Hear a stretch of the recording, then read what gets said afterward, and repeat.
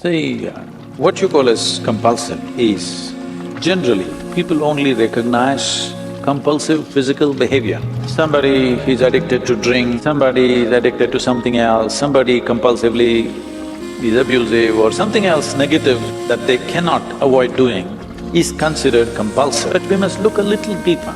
The very way we sit and stand, largely it's compulsive. Maybe if you're practicing Hatha Yoga, slowly how you sit, how you stand is becoming a conscious process. Otherwise, it's largely compulsive. If we see your shadow, how you sit down, we almost know who it is. Because you sit in a particular way, you stand up in a particular way. Have you noticed this? Every body has its own compulsive patterns. Compulsiveness is coming from ingrained memory. You can call it genetic, you can call it karmic, you can call it by many other names, but essentially, memory has taken over your life. What spiritual process means is to create an awareness, to become conscious in such a way that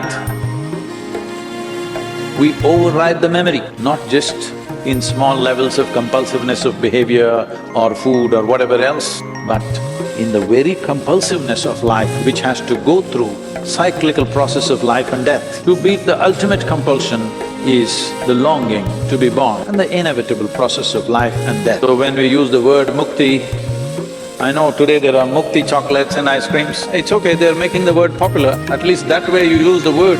So essentially compulsiveness means something is going cyclical.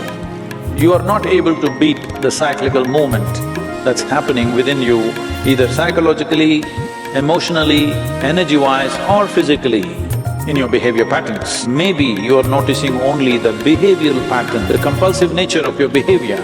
You are not noticing the compulsive nature of your thought unless it becomes very acute, compulsive nature of your emotion, compulsive nature of the way the energy patterns move, and above all, the compulsive nature of your very existence. Every aspect of life is influenced by memory. To what extent it dominates will decide how compulsive you are. It is like, I think I said this some time ago, Swami creeps upon me every day, but not compulsively. When on the headphones they hear my voice is little going like that, he's coming with a warm drink, which sometimes I drink and sometimes I don't. You can make this a compulsive pattern. That is, every day at 12 o'clock, I'm sorry, at 2 o'clock, warm drink. You need it, you don't need it. This is called developing good habits. There are no good habits. All habits are bad because habit means you're trying to operate in a compulsive pattern. When you feel thirsty, you drink water. No, not like that. Doctor tells you every day 3 liters of water, half the time you're in the pee place. No, doctor should not tell you when to drink water. You must be conscious when you need water, something so simple. But no, it's all set. When it's all set, it looks like you're functioning efficiently. Yes, you are. Efficiency without a heart is no good, it's cruel. Adolf Hitler is very efficient but inhuman. This is what will happen in everybody's life. Unknowingly you become tyrannical. Maybe you will never be, fortunately, as capable as him, but you will become equally cruel to yourself and everybody around you because you have your stupid sense of discipline. Now, but Sadhguru, if I don't wake up my children at 6 o'clock, they will wake up at noontime. It is true, it is true. You have to wake them up at 6 o'clock, otherwise they may become sloth. So this is a fine game. Life is a fine game. If you want to do it in a crude way, you can do it, but if you want to do it well, it's a fine game. The same thing can be done in many different ways. So, Sadhguru, how do I wake up my children, Sadhguru? In a conscious way at 6 o'clock in the morning, because they have to go to school at 7. There are many situations in the world, not entirely our making, but we have to sync with it.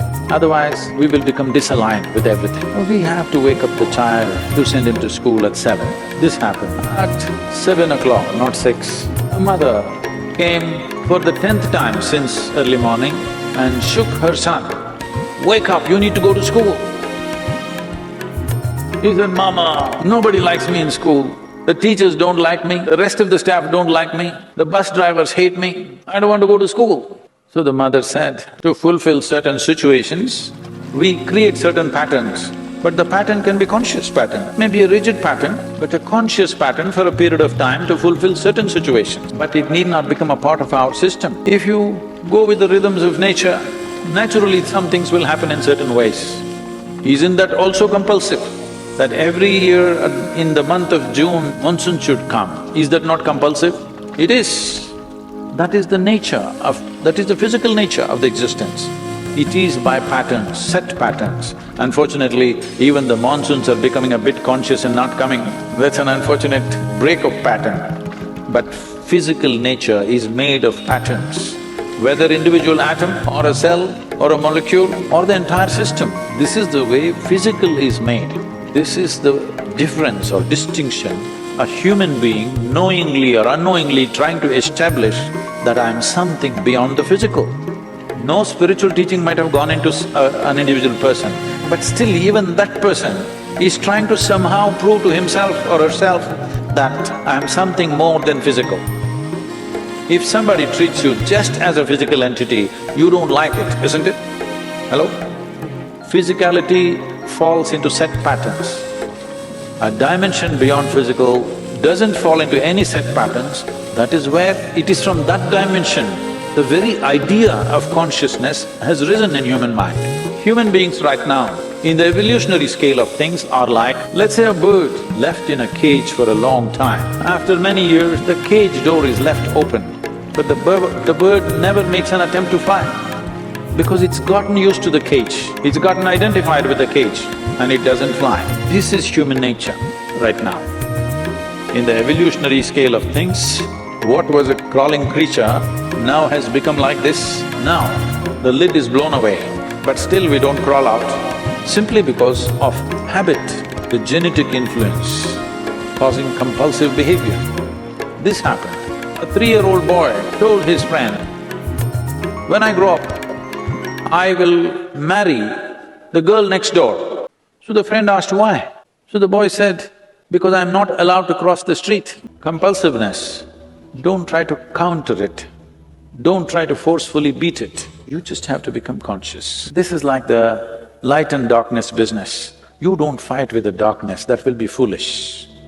Compulsiveness is an expression of lack of consciousness. You don't have to fight it. If you become more conscious, compulsive patterns will just disappear. It is like if you turn on the lights, darkness is gone. You don't have to fight with it.